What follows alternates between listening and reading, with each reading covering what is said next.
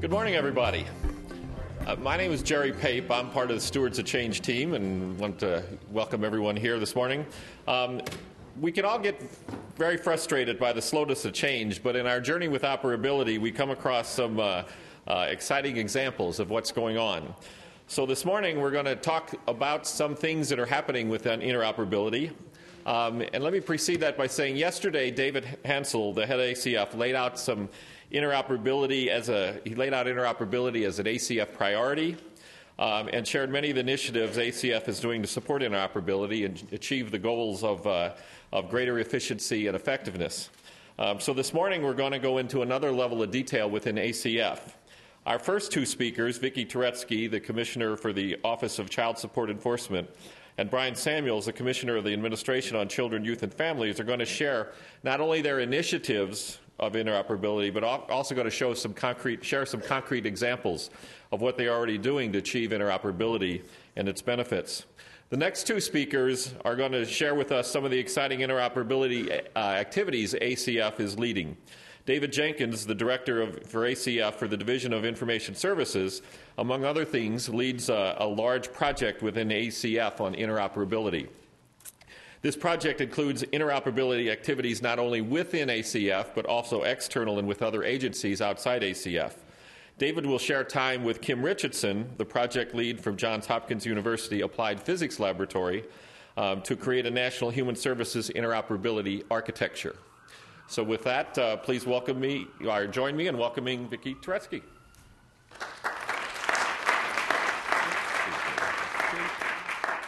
Let's get you up.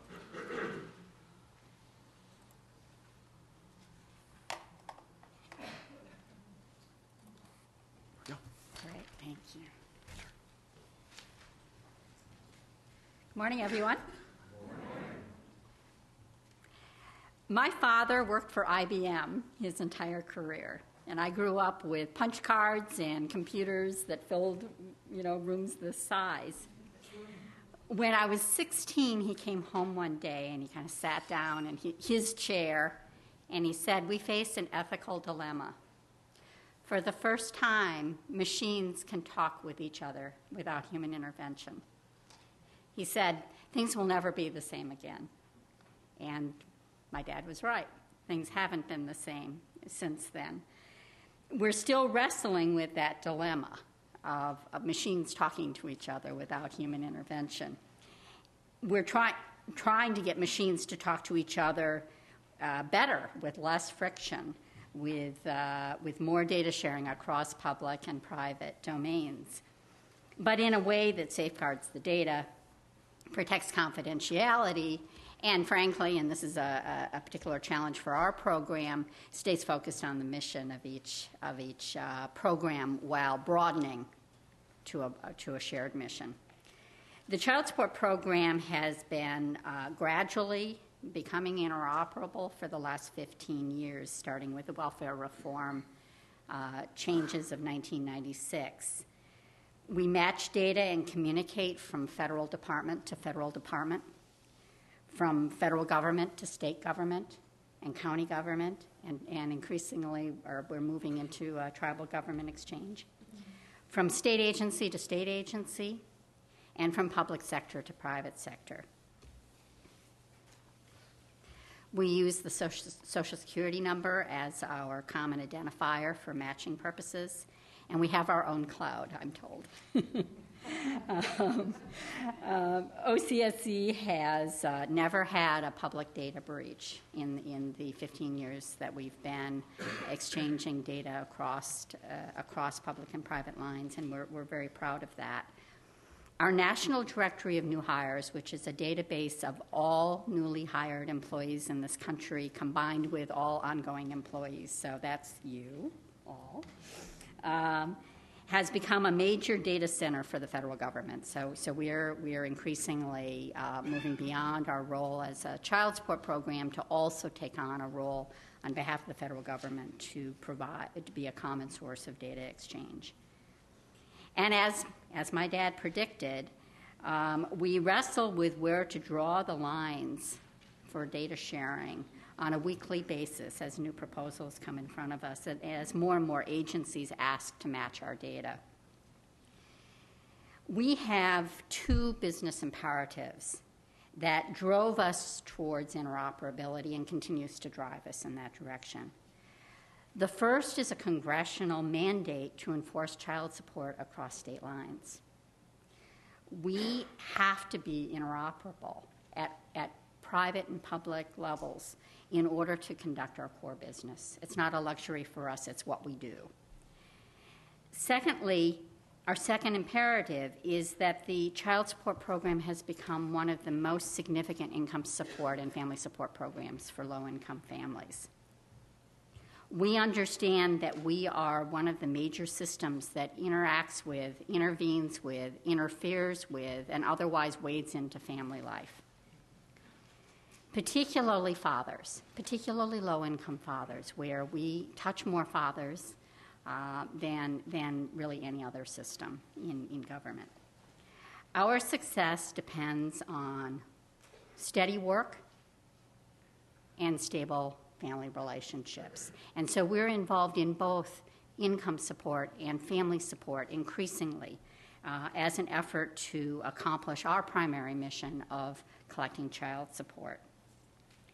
And so our second imperative really is driving towards becoming a primary navigator of family and social services, workforce services, and healthcare services for all members of the family. Both of these imperatives depend on two things. They depend on systems interoperability and data exchange, and they depend on a high level of collaboration with a wide variety of public and private organizations. This navigator role is our future. We're not there yet, but we're starting to get there. And it will, first of all, require an increased, on our part, a paradigm shift and increased credibility as a family-serving program. So other agencies will play with us in that realm. Let me show you some slides. We serve 1 in 4 kids in the country, 1 in 2 poor kids, and both of their parents for a longer period of time than almost any other system. We see kids when they enter at birth and until they leave as adults. As you'll see, we are second only to Medicaid in the number of children we serve, and we run pretty close to SNAP. In a better economic year, we tend to have higher numbers. In a worse economic year, SNAP tends to serve more kids.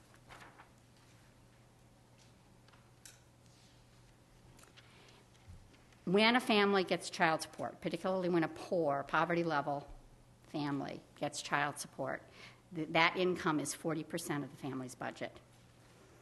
It is equal to the mother's contribution and earnings. So if you look at mother's earnings and father's earnings in a family where the parents are not living together, mothers and fathers are contributing about equally through their earnings, mothers directly to the household, fathers, typically fathers, although sometimes non-custodial mothers, through the payment of child support coming out of their earnings.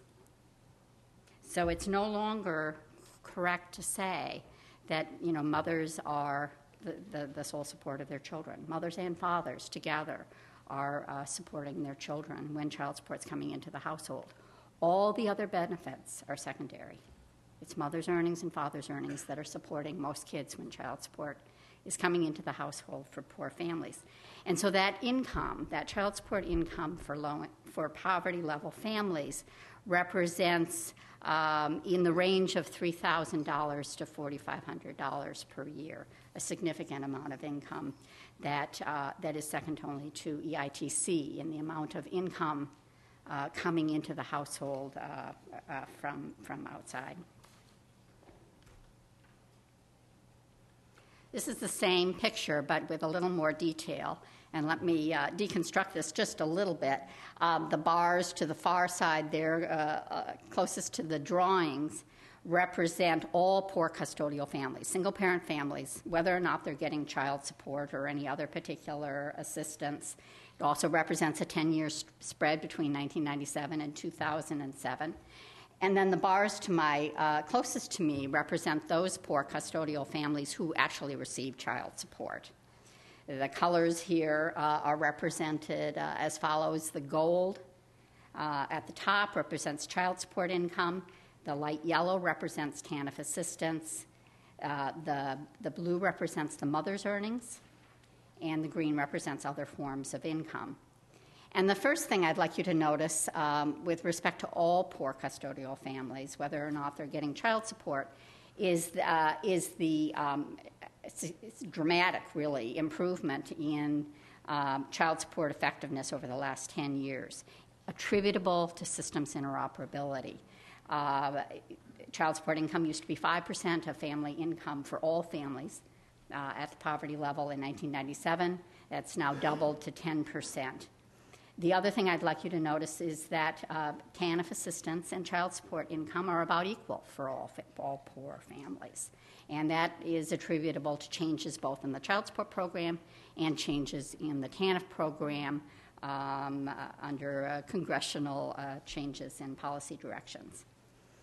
But if you look on the bars closest to me, those poor custodial families that are actually receiving child support, and for poor single-parent families, that's less than half of those families.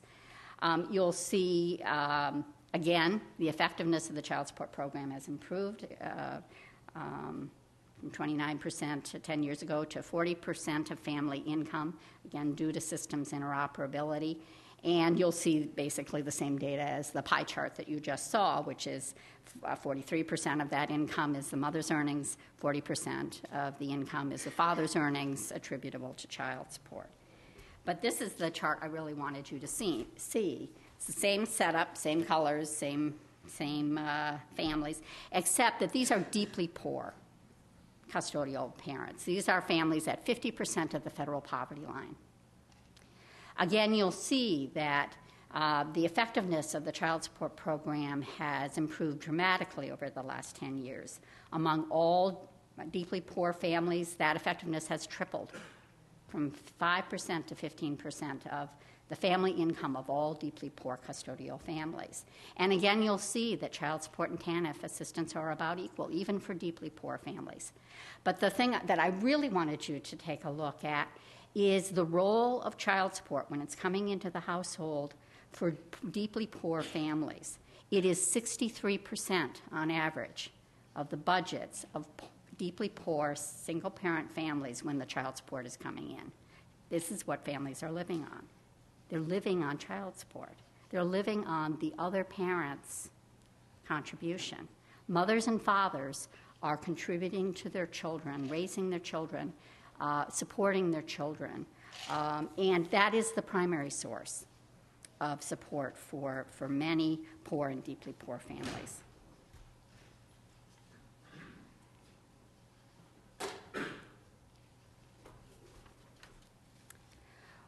This imperative, this understanding of the role of child support in income support and in family interactions has led us to over time, do business in a different way. And it's not even, it's not everywhere. It's a slow and halting process, but we have gradually moved not just to a systems integration model, but to a programmatic coordination model with case management, case coordination at the heart of this service delivery model, so that we're looking at a model that includes enforcement, but it also includes service delivery and service connections. And we are looking at and expanding all around the country in 6 domains. Engaging fathers from the birth of the child. We have a role in we are responsible for establishing paternity, legal parentage of children when they're born. That's an obvious intervention point where we can begin to connect low-income parents, particularly parents of any income, and particularly fathers, to services. economic stability. That's workforce services, but it's also referrals to SSI, and it's referrals to SNAP, and it's interacting with community colleges in a workforce family life way. Healthy family relationships, healthy marriage services, co-parenting, skill building so that parents can cooperate and develop a visiting plan, and responsible fatherhood services. Healthcare coverage. We have a statutory responsibility in the child support program to make sure that all of the children in our caseload have healthcare coverage, and this precedes the Affordable Care Act. We actually had some prototype exchanges that we operated out of the child support program. We are now recalibrating and reorienting our healthcare responsibilities to align with the Affordable Care Act. And what that primarily means is helping families by referring them to the range of healthcare options that the Affordable Care Act will offer. We have data matching relationships with the IRS. We are building relationships with CMS, Medicaid, and CHIP. And we're increasingly reorienting, or we're beginning to reorient to provide that outreach and referral, not just for the kids in our caseload, but for both parents, and particularly for low-income men who have never had access to health care systematically in this country before, and now will have that access under the Affordable Care Act.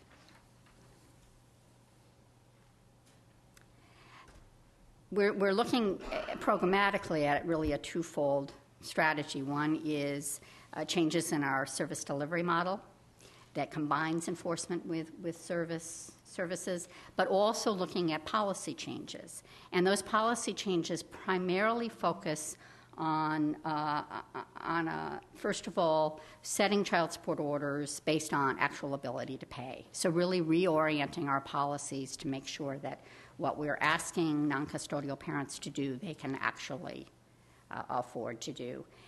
Secondly, to dismantle the welfare cost recovery aspect of our program. We were first initially given the job by Congress of recouping welfare costs, and that's how the program originally was set up to when families would get public assistance, we would go behind and collect private child support payments to repay that assistance. That feature of the program has largely faded, has gone away through policy changes. Now 94% of the money that we collect is going to families, but there still is 6% that the government retains to repay welfare costs. The President's 2012 budget proposals would continue to encourage states to expand family payments and dismantle cost recovery policies so that when fathers do the right thing, their children benefit from that support. And of particular interest to this audience, the President has proposed to require states to use collections made in when children are placed in foster care in the interests of the child, in the best interest of the child, rather than as cost recovery. So, for example, that money could be used for day-to-day needs of the child or could be put in a child support income trust kind of account. Another area where the President's budget has focused on policy change to increase our programmatic interoperability and reorient the program towards more of a family-centered model is to expand access and visitation to encourage fathers' engagement in their children. And this would require states to address the right of both parents to see the kids when parents are living apart as part of the initial child support order. And all of the research says that kids do better when both parents are involved on average, that parents get along better when both child support and access are addressed, and that fathers are more likely to pay child support and support their kids both financially and emotionally when they can see their kids. The budget proposals also address a number of other things, including some short-term performance funding for the program and healthy marriage and responsible fatherhood grants administered not by our office, but our sister agency in ACF, the Office of Family Assistance. As a result of our interoperability, our collections have significantly improved, dramatically improved even, along with all of our performance numbers. The child support program is partially funded based on performance funding. We have a set of performance measures that were developed through a consensus-based process with states, and states hold themselves to those performance numbers fairly closely. It causes them to constantly look for new strategies to increase those numbers. One of those numbers is the actual dollar amount collected by the program, over $26 billion every year. Almost all of that going to families. You'll see a slight downtick for the first time in the program's history in between 2008 and 2009, and that's attributable both to the widespread loss of jobs and to funding instability of the program. You'll see that we've become increasingly cost-effective as well. We collect $4.78 for every dollar of public expenditures. And in terms of avoided costs, if a family's getting child support, they're less likely to have need for other forms of public assistance. So the research says that child support essentially pays for itself in avoided costs to the government. We collect child support primarily through wage withholding. 70% of our collections are paid through paychecks. The collections are made by employers. That right from the get-go, in order for us to carry out our core program, that right from the get-go requires us to work very closely with employers in the private sector. So all of the employers in the country report data to state child support agencies, and they also withhold child support from paychecks of non-custodial parents who owe child support. And they transmit that money, they send that money to the state child support programs. So that requires several different levels of engagement with and interoperability with employers. That used to be a manual process. You know, the court used to issue an order one by one, and the employer would get that order and would try to read it and would try to execute it and send the money back by mail. It all happens electronically now. Employers both transmit their data electronically and they remit payments to the child support agency electronically. That requires interoperability, systems interoperability. And what we have done at the federal level is to try to assist states to work with employers by providing a bridge for both the private sector, the employers, and the states through web-based portal technology. It's a little bit about the history of our systems. Our primary system is the Federal Parent Locate Service that has as one of its components this National Directory of New Hires. As I explained, employers collect child support through income withholding, and that gets submitted electronically to us. And then the child support at the other end is not sent in checks. It's sent through shared value cards like most benefit programs. This is just a picture of our interoperability at the federal level. The FPLS, the system that we operate, is first of all housed in the Social Security Administration. We don't house it at HHS. We share data with all of these different public agencies. We share, and private as well, we share data with the Department of Defense. They give us their data. The Department of State, in order for us to enforce passport revocation when somebody owes money. Social Security Administration, Veterans Administration, IRS. We also match with state child support agencies and, in an expanding way, child welfare agencies. We will be matching with tribes, as I mentioned. And then we have a number of private sector partners where, again, we're matching data. We're not sending our data out. They're sending their data in, and that includes employers, It includes financial institutions, all the banks in this country. It includes insurance carriers. And we in turn compare that data that we're getting from those private sector employers with the Department of Treasury, with financial management services in the Department of Treasury in order to offset payments. We also have an increasingly, as I described in the beginning of my presentation, we have increasingly become a collaborative, highly collaborative program. And we do so to provide services to both parents, but primarily non-custodial parents. And again, this is a work in progress. Some states, some counties provide more services than others. We have a spectrum of programs, sort of ranging from the strict enforcement guys to programs that have become highly collaborative, working with other agencies to connect fathers, low-income men, to services for the first time. And one of the odd things about my world and the world of low-income fathers is that it has not really been the social services agencies that have begun to build services for low-income fathers so much as it's been the enforcement agencies, because we have the men.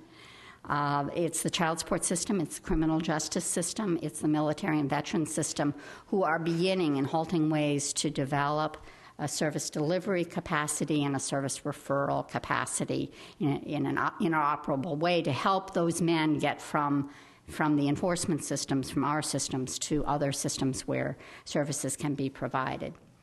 So that includes partnerships with TANF, with the Department of Education, with Social Security Administration for SSI benefits and Title II benefits, Veterans Administration, IRS for earned income tax credit purposes, HUD, SNAP, and workforce agencies.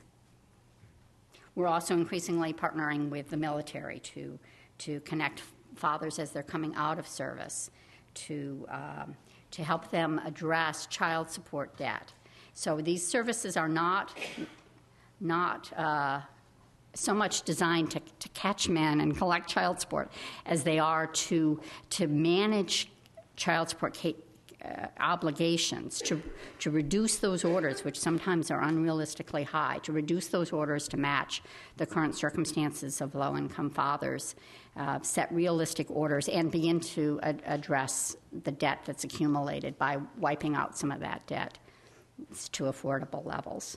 And then to connect fathers to workforce services, to connect couples to mediation or parent education classes. The way that we communicate increasingly, back in the day, we did a lot of batch processing. We have legacy systems, and it is, we worked with clumsy technology. Now we have a web portal where a caseworker in State A can log onto the web and pull up case data from a case in State B and communicate electronically to enforce child support and also to understand the history of payment. States also communicate state agency to state agency, and here's a list of the range of agencies we work with, from the Motor Vehicles Department to Vital Records to the Corrections departments and prisons to reduce orders, workforce agencies, tax agencies, and so forth. We also work with courts, state level, employers, financial institutions, insurance companies.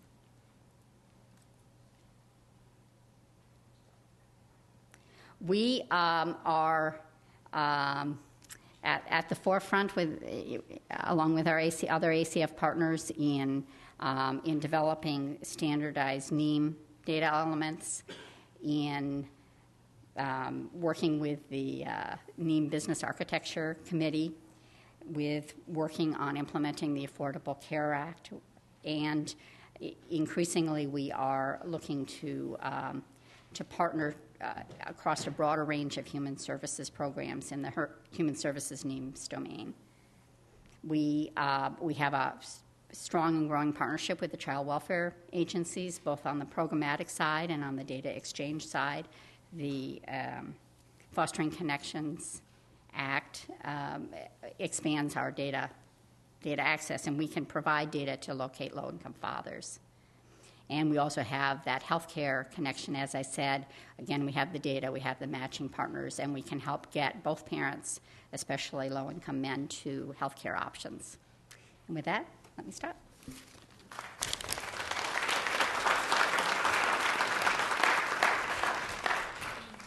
Okay, with that, let me please welcome Bryan Samuels.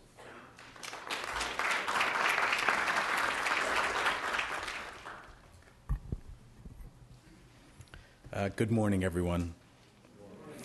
So as the bio describes and the title suggests, I'm Bryan Samuels, Commissioner of the Administration on Children, Youth, and Families. And at the Administration on Children, Youth, and Families, I'm responsible for two bureaus. One bureau is the Children's Bureau, which oversees the child welfare prevention funds as well as the child welfare funds that are related to subsidizing services that are delivered at the state and county level. In addition to that, I am also responsible for what's called the Family and Youth Services Bureau. There we operate primarily three programs. We operate the Runaway and Homeless Youth Program, which includes funding supports to runaway shelters, street outreach programs, and transitional living for older youth who are chronically homeless. In addition to that, we're responsible for the domestic violence and intimate partner violence funds. So we provide subsidy and support to the women's shelters as well as pre and post support services. The third program that we operate is the Mentoring for Children with Incarcerated Parents. And that program, obviously, by its title, targets a very vulnerable population of young people who have experienced pretty significant loss. And it's ambiguous loss, right, because that parent is gone, but not really gone. And then at the same time, the fourth program we operate is the Teen Pregnancy Program. So the tack that I'm going to take in this presentation is really coming at it from the child welfare side, although I think that in many respects, the programs that we operate across each of the bureaus have a lot in common because the children and families that we serve in those programs have a lot in common. So from an interoperability standpoint, I come to this conversation with kind of a unique experience. I've had the opportunity to bounce around a little bit in my career and learn a whole lot from a variety of vantage points. So a couple of quick and easy ones. Early in my career, I was hired as a consultant to come into the city of St. Louis, Missouri, to work with state and county government, to take a county hospital that had gone out of business and turn it into a one-stop shopping center for all state services, all state human services. So I had the opportunity there to work with all of the state agencies in Missouri, human service agencies, as well as to work with the county and city government around trying to find ways to identify those services that were the most critical for the children and families that surrounded that hospital and build a service system that made sense to them. So that required an integrated computer system. It required all kinds of work around confidentiality, and ultimately it required a very challenging set of eligibility requirements that we had to match up and at times uncouple in order to provide services to those families. So that was in the mid-'90s. Later on, I had a chance to be a deputy director for the Department of Social Services in the state of Nebraska. I was hired then at a point where the legislature had passed a bill that called for the consolidation of 5 state agencies. So they took the 5 human service agencies in the state of Nebraska and they consolidated all of the services from each of those agencies into one agency. They took all of the finance and support, put it in a second agency, and they took the regulation and licensure and they put it into a third agency. And the real focal point of that legislation was the combined human service agency. And the hope and expectation was that that consolidation could result in an integrated delivery of health and social services at the community level. So in that agency, my role in the 2-year implementation process that had been laid out in legislation was actually to work with all of the field offices throughout the state of Nebraska to try to create a common identity around service delivery and an increased capacity to coordinate services. So that meant spending lots of time in planes, trains, and automobiles. It is not easy to get around Nebraska. Really working with a cadre of field offices that weren't all in the same places, right? So when states set up their field offices around the aging program, they do their thing. And they land in some counties and they don't land in others. And then you have the Child Welfare Department who sets up its offices and they do their thing. And then you have the other social services, TANF and others, they do their thing. And so the job was to take all of these resources that were randomly distributed, try to create one identity, but more importantly, try to develop a strategy of service integration that allowed you to essentially walk into one door and gain access to the full range of services that a family might need. So I did that for a little while, and then had the unique opportunity to partner with Pat Bishop back there and others to become the director of the Department of Children and Family Services in the state of Illinois, which is the Child Welfare Agency. And as you can imagine, that was a quite different experience, both culturally as well as from a public relations standpoint. But that created a unique opportunity. I took over the department at a time when it had experienced a significant reduction in its overall population. So in 1990, that department had 12,000 kids in foster care. And when I say foster care, I mean children who have been removed from their homes and are placed either with a relative, they're placed with a foster family, or they are in some kind of group or institutional care. And so in that state, in 1990, we had 12,000 kids in care. By 1997, we had 51,000 kids in care. So dramatic increase. It also coincided with a significant increase in the national child welfare population. But through the hard work of Judge Bishop and the former director and a lot of other folks, between 1997 and 2003, when I took over the agency, they'd gotten the population down to 23,000 children.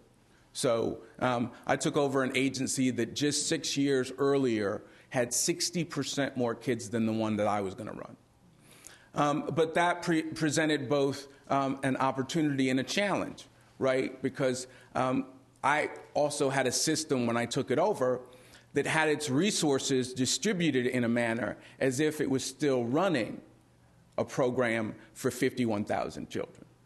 But in fact, it wasn't. And so one of the things we had to do was to get our arms around the idea that it wasn't the same population.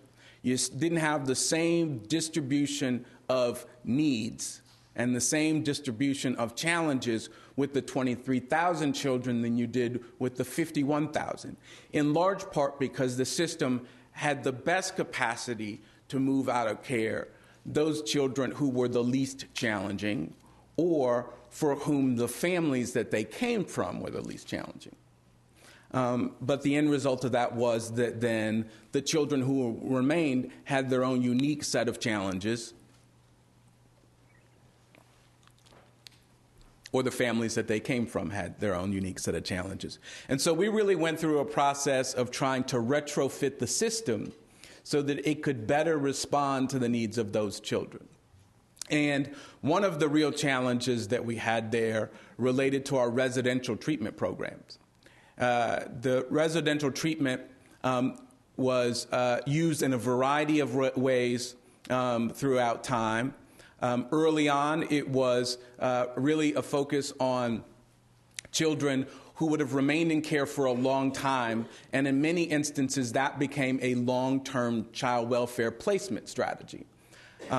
By 97, when we had that great growth in the population, the federal government changed its policies around how to treat children and what to expect in terms of moving them through and out of the system.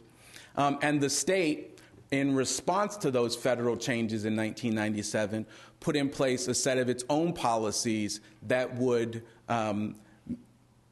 match well the standards that were created by the federal government. And so we moved a lot of children out of care.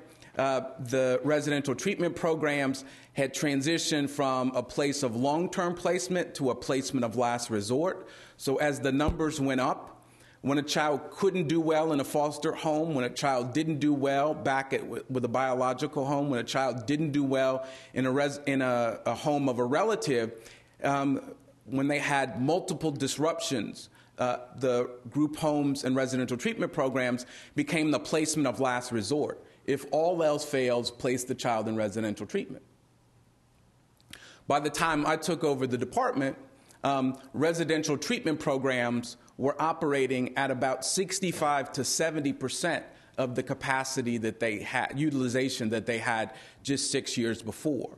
And anybody who's run an agency or an organization with 65 to 70% of the budget that you had just 6 years ago knows how difficult it is to maintain all of the necessary systems to provide a quality product. And so what we had to do was to try to figure out how to reconstruct this system so that the best providers would survive and that children would be exposed to agencies that were providing the quality of services that would actually make them better. And so one of the things that we leveraged was this opportunity related to what was called the CANS, the Child and Adolescent Needs and Strengths Assessment. And it was an assessment that somebody thought was a good idea at some point in the department's development.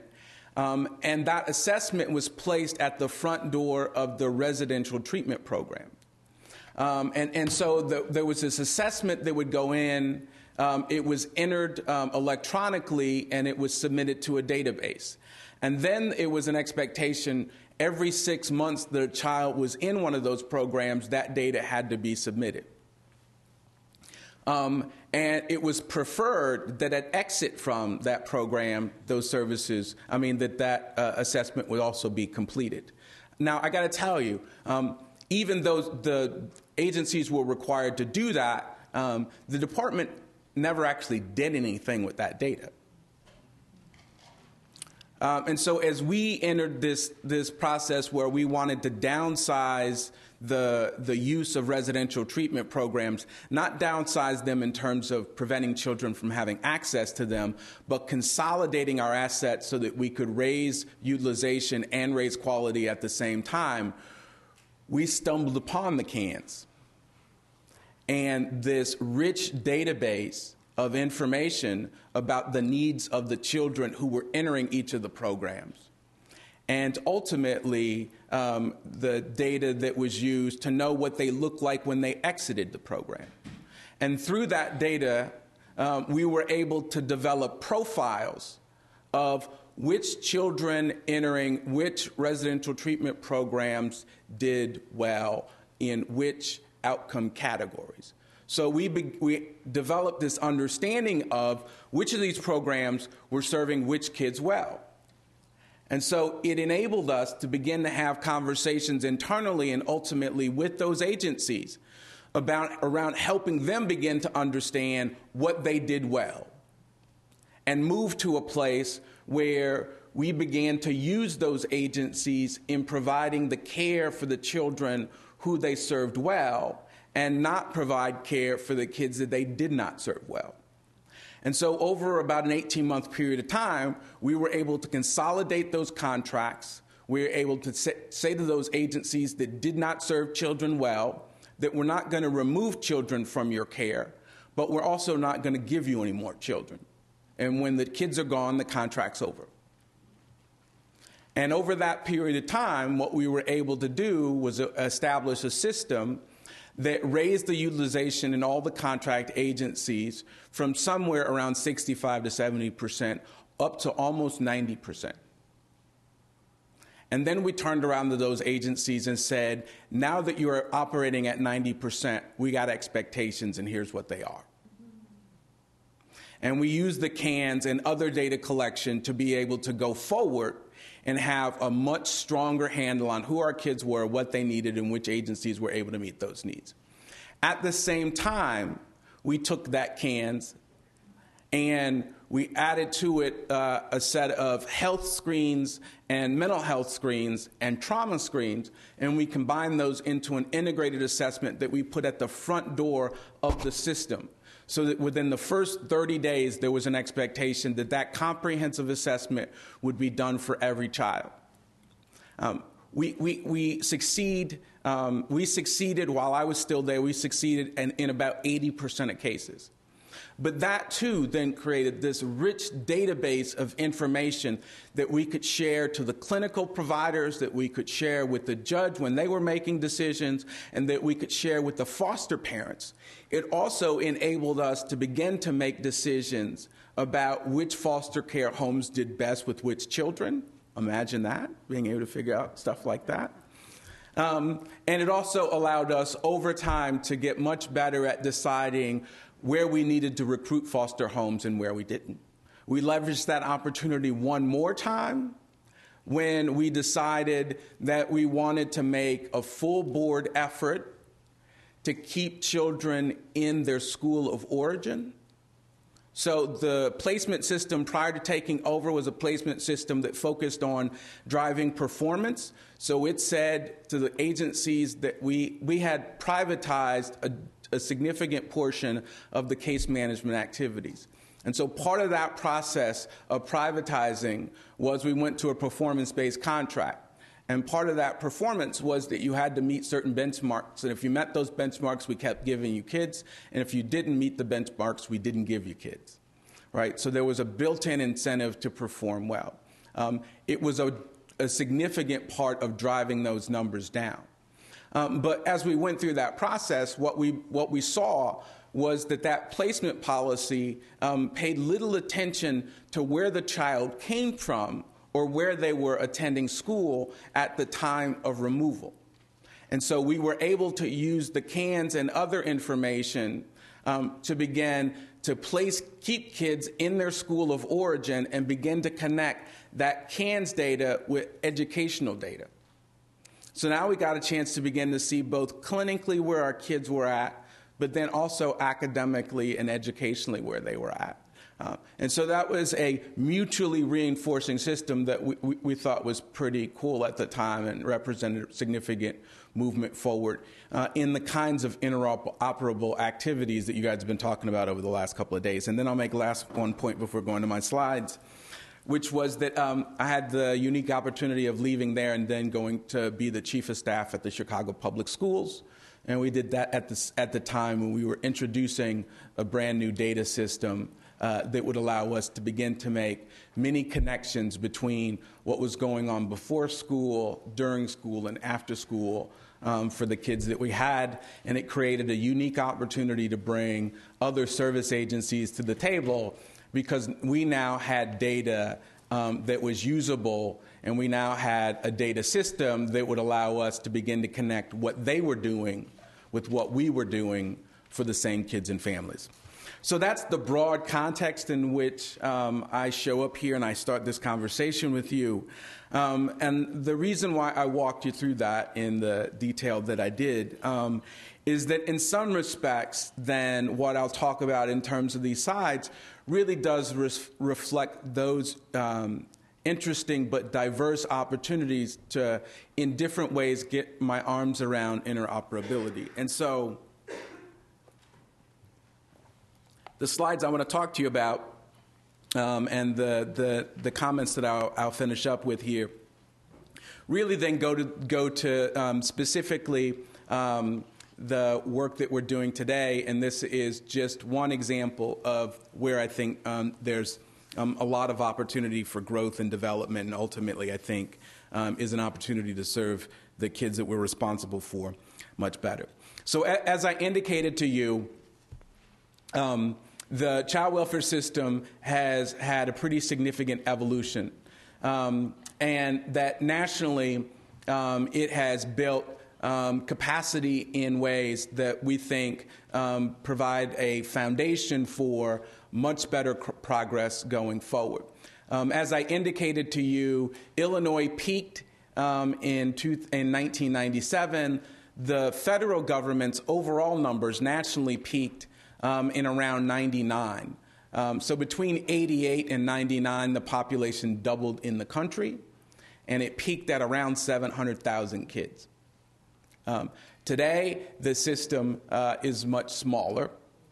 So we've gone from roughly 700,000 down to today around 420,000 kids in out-of-home care. And in some respects, what we've been able to do was to move from an agency that was defined by the tale of too many's. Too many kids staying too long, too many children of color entering and staying too long, and too many children leaving no better off than they were prior to entering care. But if you look at the system today, it's developed a set of core competencies that would suggest to you progress by any reasonable standard. So as I indicated, we were down from 700,000 down to 420,000. The system has half as many black children in the system today as it had just 13 years ago. 13 years ago, there were 240,000 children of color, black children, in the child welfare system. Today, there's 123,000. Right? There are much higher rates of permanency, much lower lengths of stay, and I think when you look at state by state by state, really interesting patterns, but also a decreasing number of children entering care today. So the system has the capacity to move more children through and out of the system. It also has increased its capacity to serve more children in their homes and in the community and bring less of them into care. So the real challenge for the child welfare system is, what do you do going forward, right? What's the next set of reforms? And said differently, how do you move from a system that has focused on getting smaller to moving a system that focuses on getting better results? And I think that's the real challenge going forward. So one of the things that Congress did was it passed in 2008 something called the Fostering Connections Act. And it was really, the act itself grew out of the experience that Illinois had had. So it is legislation that really was attempting to say, now what steps do we take to retrofit our policies at the federal level to reflect this reduction? And one of the areas that they chose to focus on in this legislation was educational outcomes for kids in foster care. So they introduced a set of provisions that basically said that if a child's not enrolled in school, when you remove a child, they're to be enrolled in school as quickly as humanly possible. That wherever possible, you keep a child in their school of origin, even if you have to place that child outside the district or outside that school's boundary lines, if it's not in that child's best interest, that you rapidly make the transfer, which means that you have the data and capacity to provide the educational information to those local educational agencies in as real as time as possible so that you can get as close to real-time re-enrollment of children into care. And that we also then provided states funding to be able to pay for the transportation costs related to making that happen. Now, let me tell you, this makes a lot of sense, adds up to everybody, is a huge challenge, right? Because as I indicated, we were so forward thinking that we started doing this 3 years prior to the introduction of legislation. But it meant that we had to know where every single kid in the system was. We had to know the moment we were removing that child from their home, what the boundaries were for all of the schools that the kids were attending. We had to know where all of the relatives were that were available to place that child. If a relative wasn't available, we needed to know where there were foster homes available within those boundaries. We had to know of all of the available foster homes, which of those foster homes were the right foster home for the placement of that child. So we needed to know all of that stuff, and we needed to know it in real time because unlike many systems, Illinois had reached a place in its placement policy where we didn't remove a child from their home, place them in a temporary holding situation, and then run around and find a home for a child. We adopted a policy that said that we were going to immediately place that child either with a relative or in a foster home, but there was going to be no transitional placement, as it was called.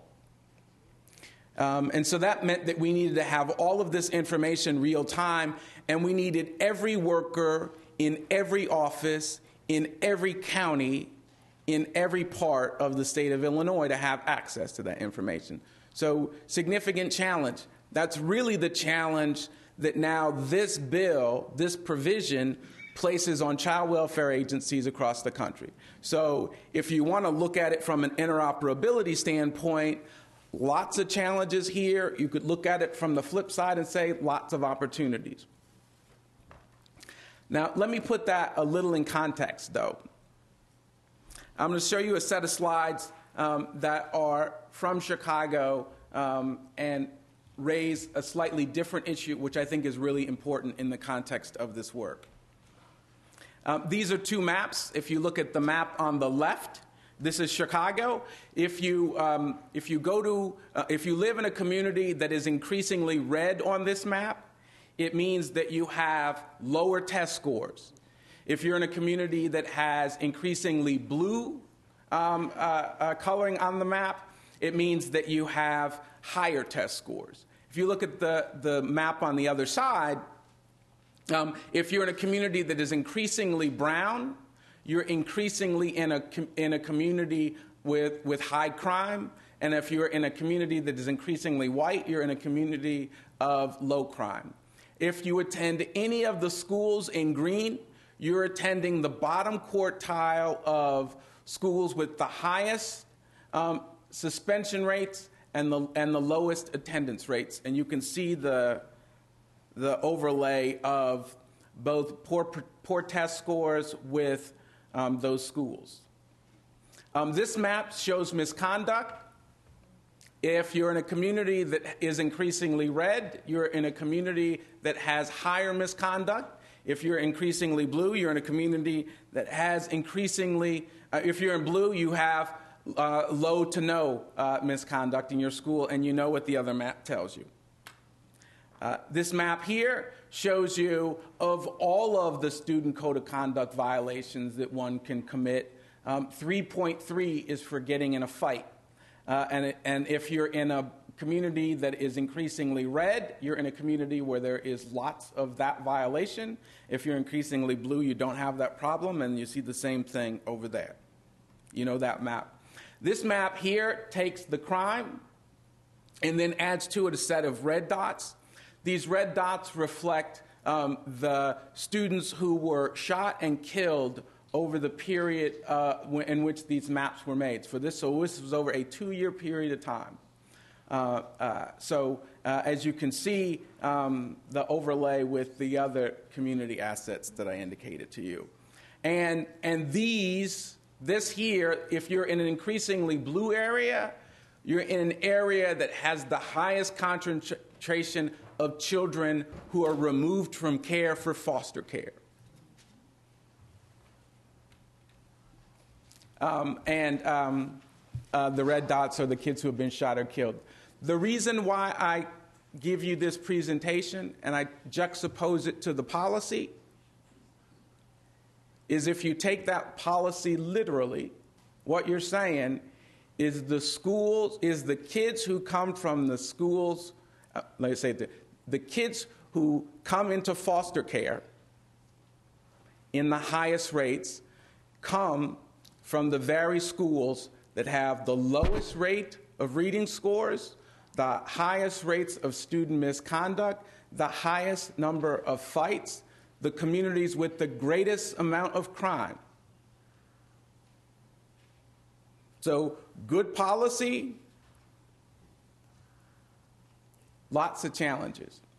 And so the work that we're trying to do today is working with the Department of Education, in partnership with the Department of Education, to develop a set of strategies that enable us to implement the policy, but also implement it in a way that actually improves the opportunity for young people. And what I would argue here is that if interoperability is focused on connecting the dots, one service system to another, what these maps suggest and what my experience at the Department of Children and Family Services and at the Chicago Public Schools is that connecting the dots for these kids isn't going to be enough. That you actually have to get the dots right. Right? So as much as computer systems and confidentiality agreements and all of the important work that goes with interoperability to serve these kids well, you need to get the dots and the connections between those dots right. And so our real commitment, our work with the Department of Ed, is working through those dots. So what we're trying to do is to share with them all of the resources we have around effective interventions for behavior, effective interventions around social and emotional learning, so that we can couple those with the work that they're doing around improving academic scores.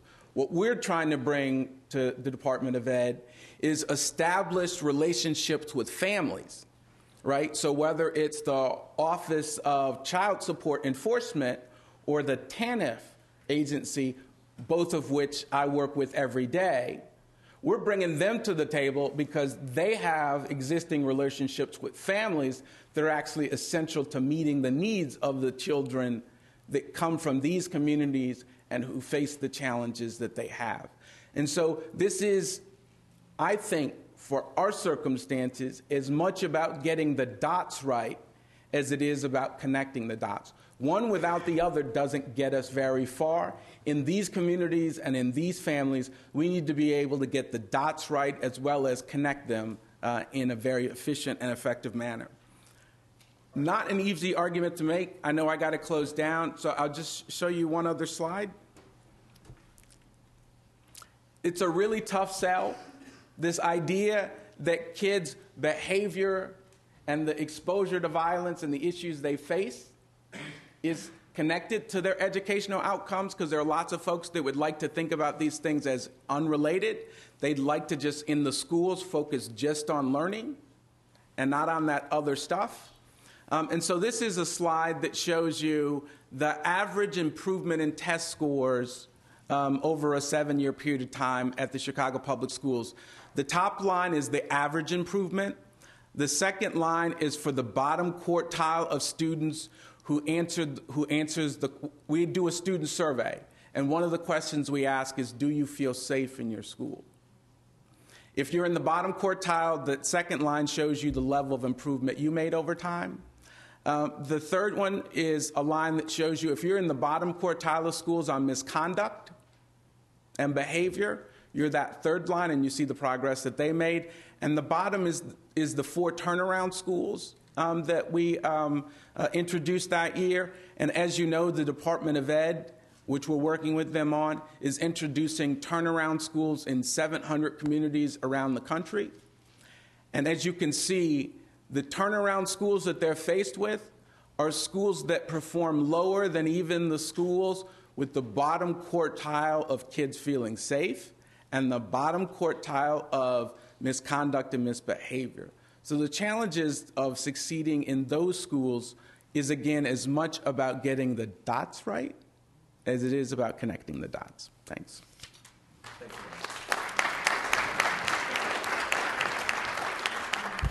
Now we want to turn a little to some of the exciting things that ACF is doing from a new initiative standpoint.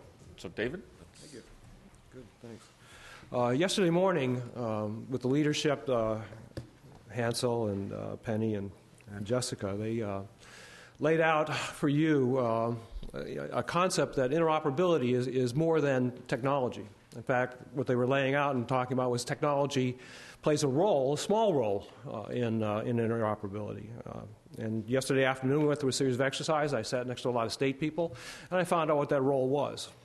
Roadblock, impediment, money pit, obstacle.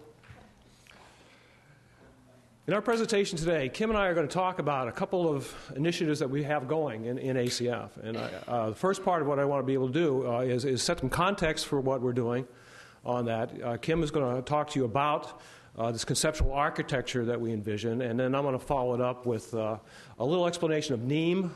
It's a very small explanation. In fact, it's not NEAM 101, it's NEAM Point 101. And then talk a little bit about that domain that we're going to be stewards of on that. Now, in terms of what we've been doing here, we've been establishing that ACF actually has been performing leadership in the area of interoperability. And this is a very high priority for us. And we have Bryan here and Vicki here to demonstrate that. And yesterday we had David here to say that. Now, we've also been engaged in a number of discussions over a long period of time about how to improve interoperability, how to improve the way that we work with people, how to improve the relationships so we can actually produce a better result with that. And the discussions are, how do we remove roadblocks?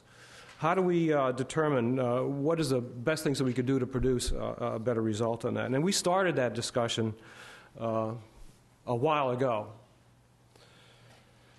Now, we have ongoing meetings right now with CMS and with FNS, and I'm late to that particular set of discussions, but those sessions that we had, or that have been ongoing with that, talk about the operational aspects of the state systems that are funded by the federal government.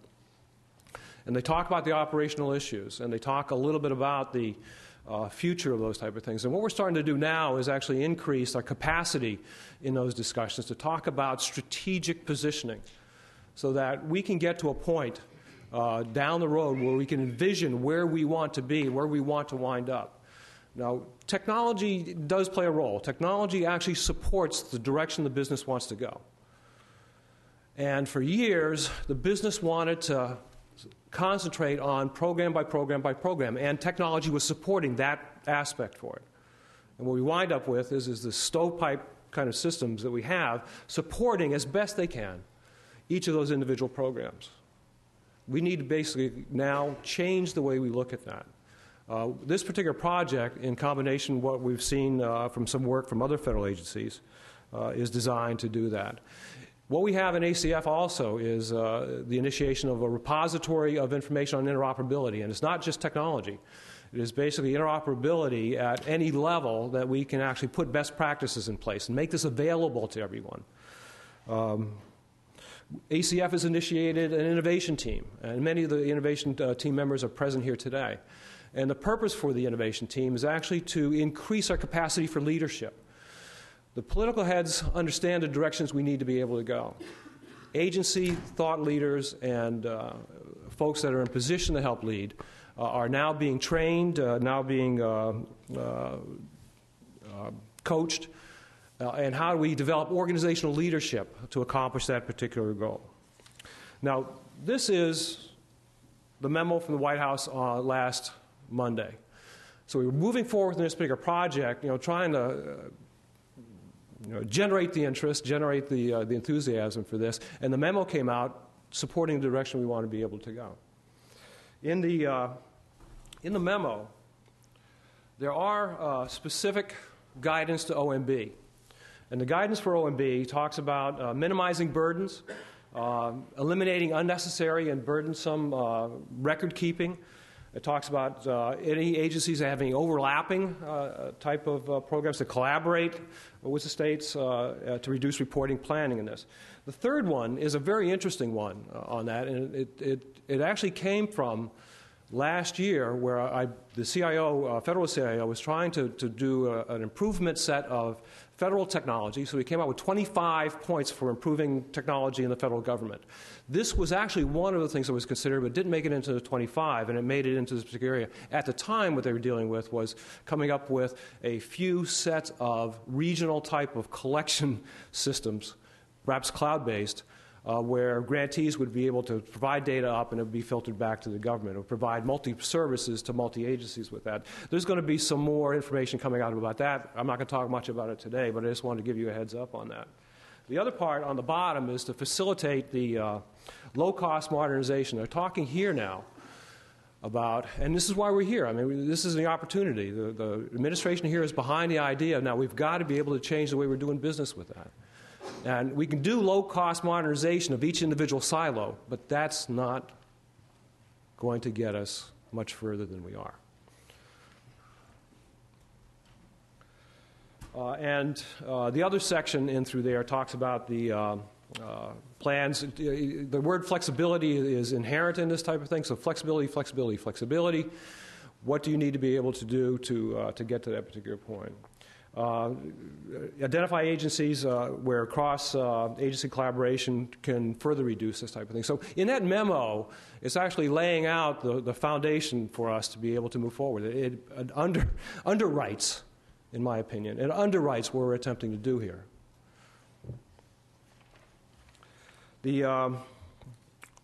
Over the next few minutes now, Kim and I are going to be talking about two specific areas that we talk about. We'll talk about the architecture, and we want to talk about the process that we're going to arrive at this particular architecture. Rick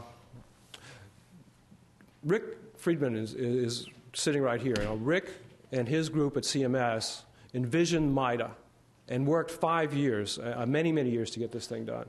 They envisioned this as a medical information technology architecture. We've taken a look at that. And we've taken a look at the functions that are based on it. There are 78 inherent functions in that architecture. Those functions are not any different than functions we would find in any other collections of systems. What we're attempting to do is align our architecture with what they have through there. We're not trying to start anything new. We're not trying to start from the ground up and build something phenomenal with that. We're actually relying on some good practices that exist and align on that. The end result of this, and I talked a little bit about it early on with Microsoft, the end result of this is we ought to be able to develop shared services and shared components. And we ought to do this in a way in which we would have a function that serves multiple programmatic needs. We ought to be able to do it in such a way that we can reduce the duplication that we have in the states for that.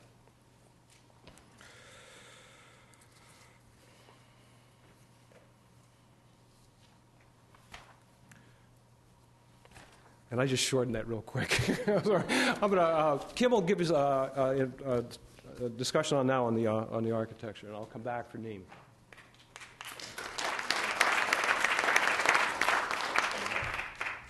I'm Kim Richeson from Johns Hopkins University, and before I get started, I also wanted to introduce Laura Morlock. She's my co-leader on this project down here in the front row, and if afterwards during the break, if you have any questions or comments or suggestions, we're both wide open to those. So, as David said, we're beginning a national human services interoperability architecture project. The name doesn't exactly roll off your tongue, but you get. We're also open to other suggestions for acronyms, but fundamentally we're trying to develop a national architecture for information exchange across what are currently siloed federal, state, local, private systems. In other words, we're trying to do an architecture to promote interoperability. It's a big task. How do you get your arms around that? Well, in some simple steps. Our first step, and as David said, we're not trying. This is not some new great big thing that's going to be built. This is some direction and architecture guidelines for how things will evolve. The first step is to understand what's out there now. What's the current landscape? What exists? What pilot programs are underway? What ideas are out there? What's being tried out? What works? And so our team is spending quite a bit of time doing that. Laura is actually from the School of Public Health and has the subject matter expertise among her colleagues in the human services area. I'm in the Johns Hopkins Applied Physics Lab division, and the folks on my part of the team are more the architects and the technologists. So we're working together on this. The first stage, understanding what's out there, reviewing all the documentations. The next step then is based on that understanding of what's there today and what all the guidance is, the new directives, the new laws, the new healthcare environment. What are the capabilities necessary to achieve interoperability? So we're not going to try to define every single capability you need to deliver human services. That would be obviously huge. We're trying to, in that, focus in on what are specific things needed to improve interoperability. And those capabilities then will serve as guidance on the third step, which is to say what is, to outline a high-level national architecture, to actually develop a description of the to-be environment, what will be in the 5 to 10 year time frame. So the outcome from this project, it's a 1-year project, which is very short term, which means it has to be a high-level architecture. At least the first phase is a 1-year project. And the outcome will be a document, and those of you familiar with MITA, MITA is a good example of a high-level architecture description. The impact that we hope that has over the years is, of course, providing guidance to the community so that the community can deliver more effective and efficient human services. How do we get started? Well, this is being architects. We like to build models. So what's the simplest model we could come up with for something that spans all of human services? And we wanted to avoid, at least initially, we're not looking at the details of each program. How does each program work? There's dozens of programs at the federal level and more at state and local levels. But if we step back, using the model over there, the guy with no head, it says think differently or something to that effect. We really stepped outside the box. How do you look at all of these programs from a very abstract viewpoint? So the most simplest model is that in all of these we have people, organizations, systems using interoperable technologies and standards to collect to collect and share information so that they can do something. And I'm not going to obviously read through all of these, but as we're going through documentation from different systems, we're saying what's common across all these different human services, business processes, systems, that there's a common set of people, clients, citizens, managers, planners, caseworkers. They're in federal, state, local, private organizations. We didn't try to list all the systems here. Those are very usually state and local specific. They're collecting all kinds of information about benefits, businesses, credentials, facilities, grants, individuals, jobs, etc., so that they can do something. And that's the key, that everybody in this system is trying to make some decision to apply for some benefit, to determine eligibility, to confirm or verify documents, but you need information. So The whole point of interoperability, you improve the information you can get, the sources you can get it from, the ease you can get it. You improve that, and you improve the decision-making and the outcomes. Just the other box here, there wasn't, when we started the first month, we fit it all on one slide. As we keep intaking more information, it expands. I'm not sure how many slides we'll get to, but right now we got it on 2. So these are all the other aspects of technologies and standards. Cloud computing we've heard about, SOA, XML, under the technologies, access points, looking at systems and processes, and not only in service centers, but in clinical settings, at home, at work, whatever. Structures. Now, all of these structures may not be part of the architecture, but they're certainly all things the architecture might interface with or need to be interoperable with. And again, you can see there's a very big list of things, lots of activities. We're not trying to reinvent that. We're not trying to replace that. Trying to understand it to see how can we leverage all the work going on in health information exchanges. How can we leverage the work going on in health insurance exchanges? The Affordable Care Act may have a lot of provisions that are outside the human services scope, but we ought to be able to build on that and be interoperable with that. So that's just our context. What's the landscape look like? How are we getting organized? So, an early step in any process of developing an architecture is to, first of all, define the framework. By framework, we mean what viewpoints are you going to describe, and people often use the analogy. If you're building a building, an architect will produce an elevation diagram. What's the front of the building look like? What's the floor plan look like? What's the plumbing look like? You need lots of different viewpoints to describe the architecture, and that's all this represents. Is we are planning to use 7 different viewpoints. This, if you're familiar with the MITA architecture, it has 3: the business, technology, and information. We've adopted some viewpoints from other frameworks and included those. And we think this fits this problem. But again, if you're familiar with MITA, that's a very good model for what we're thinking of in terms of level of detail. I'll put some text up here. I'm not going to walk through all of this, but to give you an idea, the overview, just background, introduction.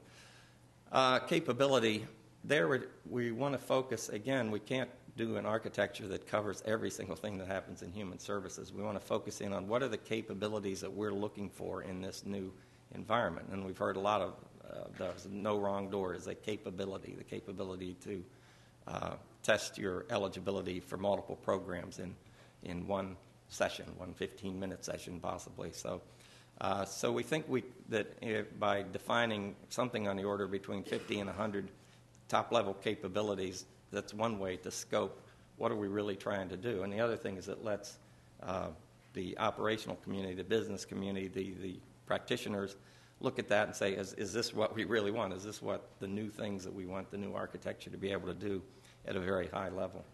The business viewpoint, again, look at MITA, their business process description. We plan to start with their 79 processes and build on that. Information architecture, David's going to speak a little bit more about NEAM. We think that's NEAM. The architecture will point to places where information needs to be exchanged among business processes, across programs, across agencies. It'll point to those areas, and not sure that this first phase will get to this point, but ultimately you want to get to the point that says, for this type of information transfer, use this standard, and in most unless there's an existing standard that already fills that need, it would be a NEAM standard that would be, in most cases, we'd point to. In the little box, we have the systems viewpoint, infrastructure viewpoint. We separated that, not the MITA architecture doesn't, and there's lots of different ways to break these things down. We did that specifically to indicate the systems, caseworker systems, eligibility systems, document systems. There's dozens, if not hundreds, of different types of systems. They can sit on top of an infrastructure, and we separated those 2 viewpoints because we think it's important for states and counties and providers and others who are developing their architectures to separate those. By the infrastructure, we mean the networks, the servers, the computers, the services, security services, storage, messaging service, enterprise service bus, the service-oriented architecture elements If you think of those separately, as a separate layer of architecture, that allows you then, if you build an application like a health insurance exchange on top of that infrastructure, when you're done with that, you're well positioned to add another application. It may have nothing to do with health insurance exchange, but you have the infrastructure that you've already paid for. If it involves SOA and cloud computing, it should be easier, never easy, but easier to scale that and build incrementally on that. So we think that's an important concept. One of the first things we're doing with this framework is, as we're reviewing programs and the current landscape, is to try to identify best practices, best concepts, best ideas from those and see where they would fit into this architecture. And I've listed some selected ones. If you see any ones in there that we have missed that you think we ought to include, this isn't comprehensive, but please talk to us. We're trying to look for good ideas anywhere we can find them.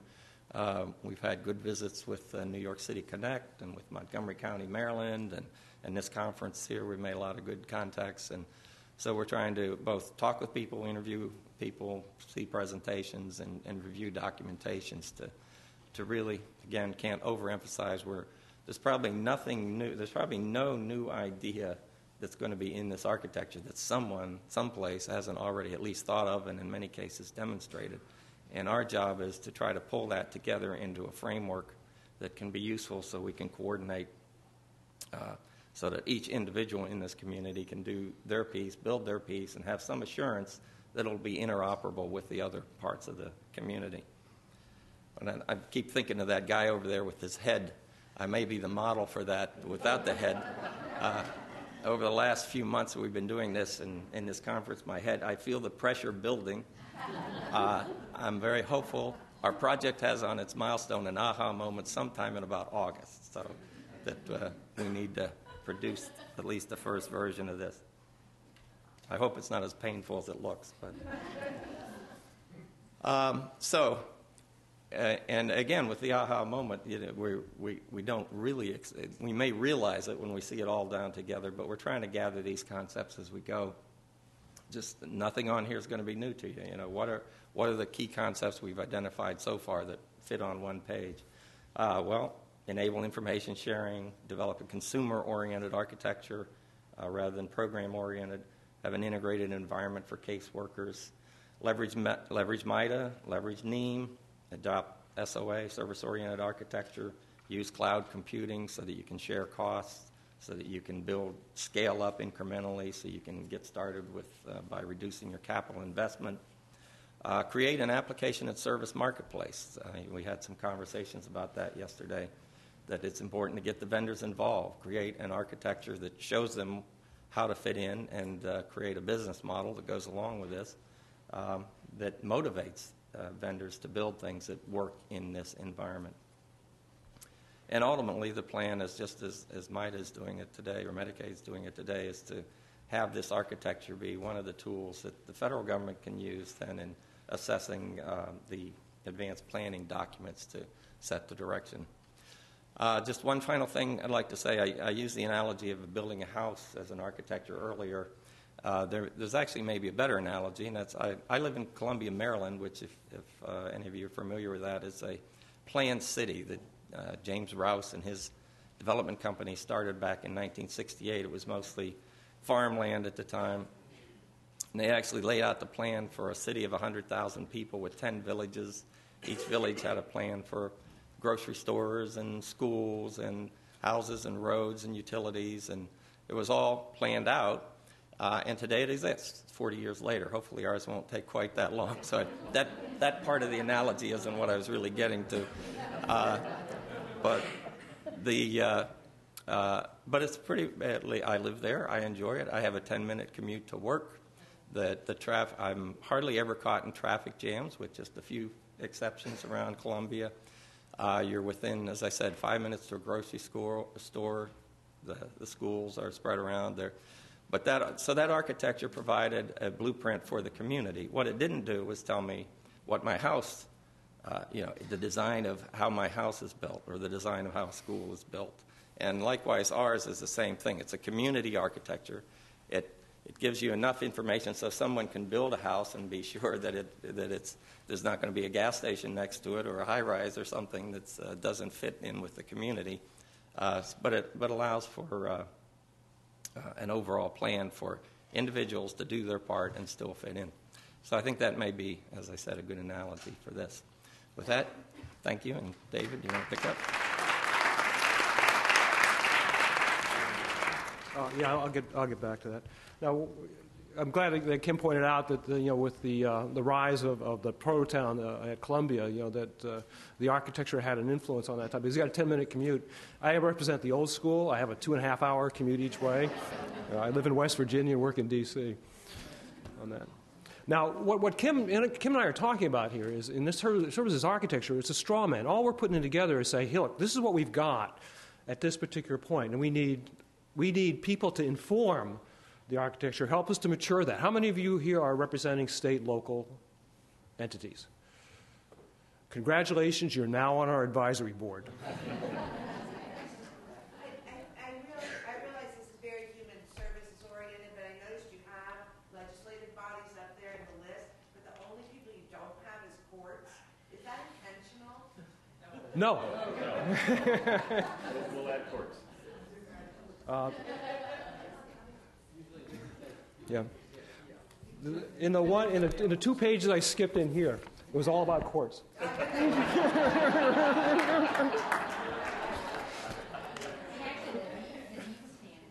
Yeah. Right. I mean, one of the things that we envision, we talk about this as a human services architecture. It's a mature, we'll say an alignment and an evolution out of MIDA. I really see this ultimately as an intergovernmental architecture. Is basically between federal, state, local. If we look at it that particular way, then we can actually incorporate and bring in other partnerships from other federal agencies and actually then get to what we're trying to do with that particular memo, what the administration was trying to do with that memo. On NEAM, the concept of NEAM is that it's not really a data standard per se where you store all your data and you name things a certain way and everybody agrees on that. It's basically when we're at the point where I need to exchange information from system A to system B, that I'm going to use this common set of naming conventions for an exchange package so that an interpreter can take that data and move that into the target database and processes, return a result back to me, and then it helps define a standard around which we can exchange information. The example that I want to kind of give to you, because NEAM is not in everybody's, you don't wake up thinking about it, you don't know much about it. Years ago, and I'll use the courts, I'll use justice. Years ago, the law enforcement was hesitant to share information across boundaries. The local jurisdictions wouldn't share it with the counties, wouldn't share it with the state. States wouldn't share with other states, and then nobody was sharing with the federal government, and the other way around. Everything moved that particular way. The rationale that they had was there, so we have information here that's so sensitive and it's so important that only we know, and we have control of this. Years ago, when people were pulled over for a traffic violation, the policeman would give them a ticket for whatever violation it was. And they would get information from the driver's license and from the insurance and then query whatever system they had access to figure out if there's some other problem associated with this individual. And very often, there would be traffic stops and there would be articles in the newspaper about how one traffic cop pulled somebody over who had had committed a crime recently or this type of thing, and then eventually they were able to get up.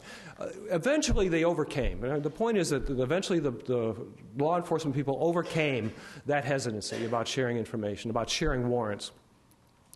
They came up with a national database where all warrant information from each state goes into this database in Phoenix, Arizona. When people are now pulled over for a traffic violation, the officer takes the driver's license and takes the information from the driver's license and sends an XML exchange package to the database in Phoenix. That information is fed into the database. There's a process there that says, look up any information you have on this individual And the return package sends back to the officer any violation, any warrant, anything associated with the individual on any jurisdiction as part of that. So the concept there is for NEAM that there's this standard for that package, that particular business activity. And the whole process for NEAM in terms of coming up with a standard for what we call things within this package are all done through those exchange packages. Now, this is called the flower. And each petal represents a domain, a context area of people that are working together with these little individual packages and these exchanges that are particular to their business, and coming up with what they consider to be, specific naming conventions for data that would be part of those particular exchanges themselves. The core in the middle is reserved for those elements that are considered to be common among all these domains. So as people come up with the individual definitions of an exchange package, it is then brought into the NEAM community to say this is one element that ought to go into the core, or this is an element that's particular to your domain. And in terms of that, then even in the domain, it becomes available to other users. So as the exchange packages get designed and being brought into use to get information from one system to another or one activity to another, they become part of those domain or part of the core. If it's part of a domain or it's part of a core, it can be used by others. So if we are developing something within a human services context for subject or provider or individual or case, whatever this is, and it's only particular to ours, but somebody wants to use that type of thing, we're defining what that means to us. They can use it if they want to use it as it means for what the definition means for us, or they can extend it saying it means this for us because we're going to add this element and this description around that. Now, very recently, the whole concept of NEAM was relatively new to the federal government. In fact, I didn't know anything about NEAM until Tom Baden's group had sent some things to me and said, we want to do some NEAM exchanges, and can you help us? Then we got a call from Diane Grasky's group and said, take a look at what we're doing over here in justice, and then we started taking a look at that, just a little bit deeper on that. HHS got involved because OMB had a pass back, and in the federal sector, what they do, OMB takes a look at everybody's budget, and whatever they want to do, because they get the money, and they control the money going back, says, we want you to do this thing, or we want you to do that thing. And so what gets passed back to each federal agency is, here's your budget, and here's your set of instructions of things we want you to do with it that may be different than what you've done in the past. And so what came back to federal agencies was, you will now start engaging in NEAM. You will start working with NEAM in terms of any system development you have for the future. So what's coming back to the federal agency is NEAM is going to be what we're going to do. Unfortunately, it came back at a time when the budget is not quite in place, so we're still budgeting, we're still struggling with that type of thing. But for HHS, this was an opportunity for HHS to say, look, we've got two huge areas, health, in terms of information. We have human services in terms of information. In health, we have this wealth of stuff in this area. We've done a lot of work in that. And so we're going, and HHS says, we're going to buy into this. And they ponied up the money, they licensed the concept of the domains. So we have a health domain under HHS, and actually under NEAM, sponsored by HHS, and we have a human services one. The Office of National Coordinator is doing the stewardship and doing the governance work in terms of the health domain. ACF has been tapped to help manage and lead the effort in the human services area. So what you'll see coming out of here is a new couple of petals as they draw this out. It was an expensive thing for us to be able to do, but we bought a couple of petals. Now, starting this up means that what we have to do in ACF is actually create the governance, create a charter. We have to get and develop a community of interest. We have to get partnerships for people to help us lead that particular domain. And we're proud to announce, actually, that NYC and through their Connect program, we're asking them to be our partner in terms of the chair of this particular domain. So ACF will partner with that group, and we will then develop a community of interest among people that would like to suggest the exchange packages. Now, for those of you who raised your hand to be members of the advisory board, this is voluntary.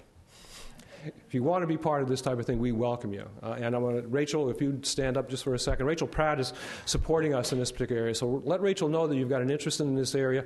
We also will be working with training and getting people to be familiar with this process. But as we start this up, we are going to hold 2 sessions during the remainder of the year. One session to help us develop the charter, develop our business process within the domain, and then the other one to actually start developing the technical support in that particular area. Now, in terms of standing up the domain, is Di here, Di Grasky? Was here a minute ago. Di Grasky works with the National Center of States Courts and works in the family services domain. And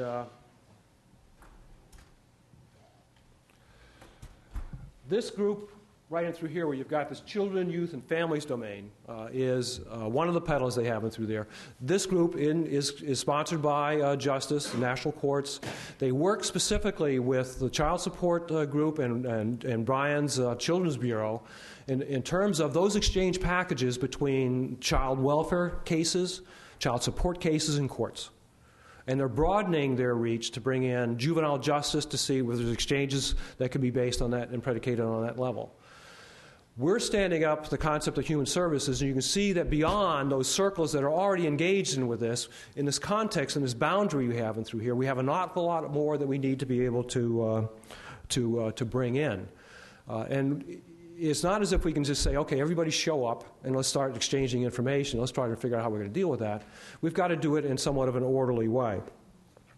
So what we're doing is actually we're starting our domain with a set of initial challenges. Now, right now, NYC sent us a number of data amounts that they use in exchanges within their system. They have legacy systems that exchange data with other legacy systems, as well as exchanging data with a central view of the data itself. And they've suggested a number of these. So we've got 6 packages of information that we're going to start analyzing with that particular group.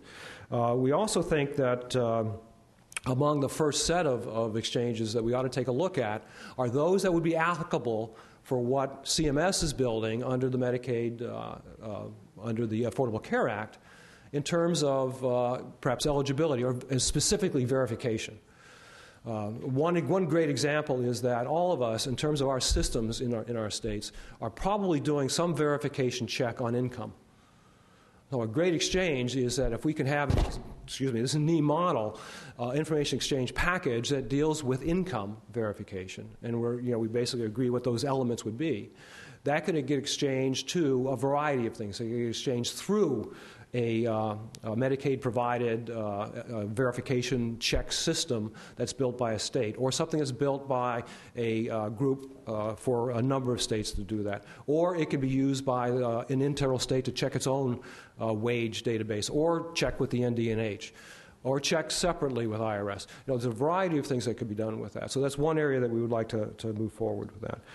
And I mean, the ideas are limitless in terms of what we need to be able to do, so that wherever there is an information exchange, a business process where people are exchanging information across a boundary, that's a perfect candidate for the concept of this exchange package. We've got a few minutes left, I think, for questions, so I'll stop at this particular point.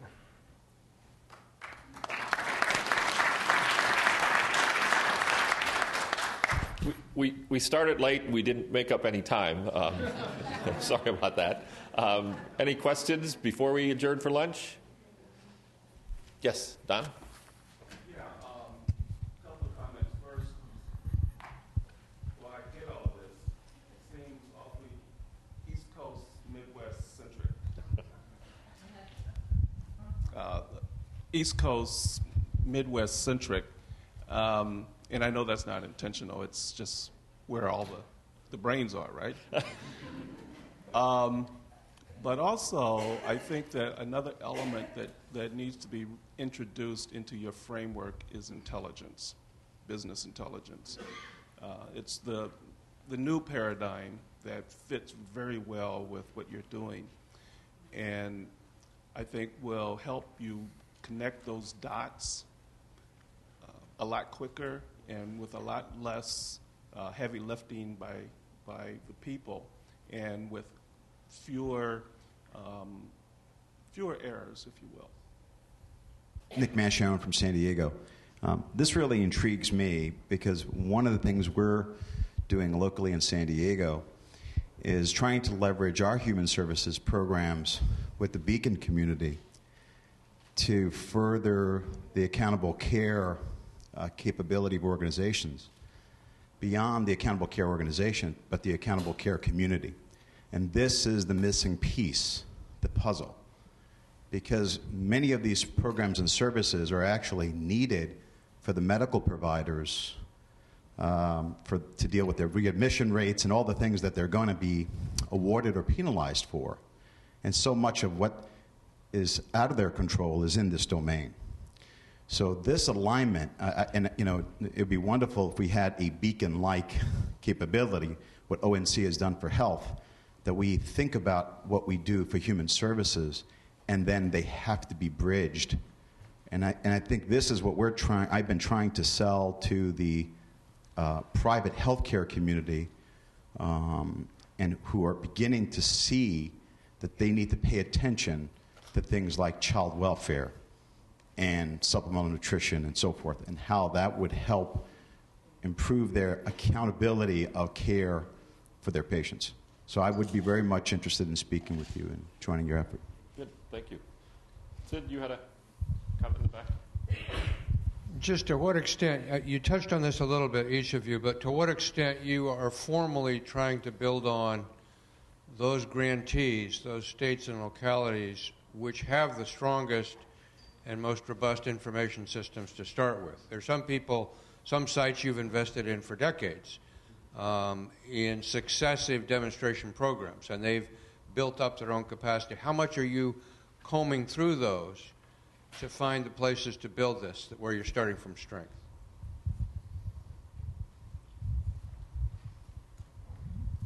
We're partnering with... Is it on? No, I used to teach, so I can speak.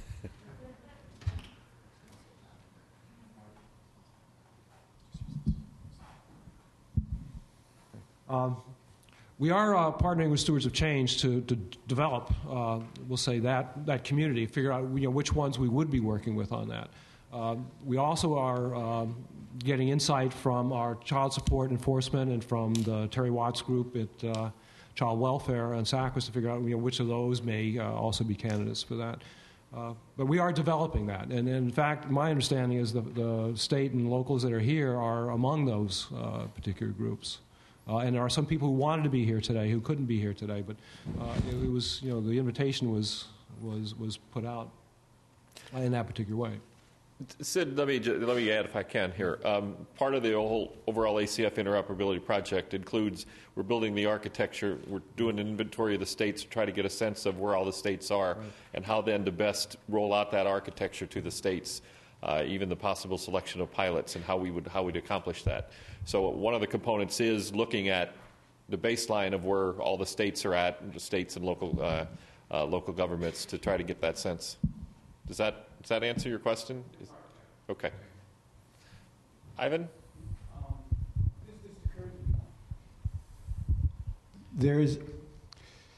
We're talking about interoperability, trying to get agencies to interoperate. Obviously we support that, all of us, that's why we're here. But the other thing that occurred to me in medical with the ACOs, in theory, I don't see it happening yet, we want to start rewarding providers for quality. Now, one of the ways that maybe we could stimulate interoperability also would be if the quality we're trying to reward across the board would encourage interoperability. If it's just encouraging, if we're just measuring and rewarding on the basis of small criteria, that doesn't necessarily encourage people to really want the interoperability and get this going. Maybe if we start thinking about the incentives in a broader way, we'll get, because this is what's going to make it happen. When the rubber meets the road, when people start figuring out the financial aspect of why they want to do this. If it's just nice philosophy, that's nice philosophy. Okay, appreciate the input. Uma? Oh, I'm sorry.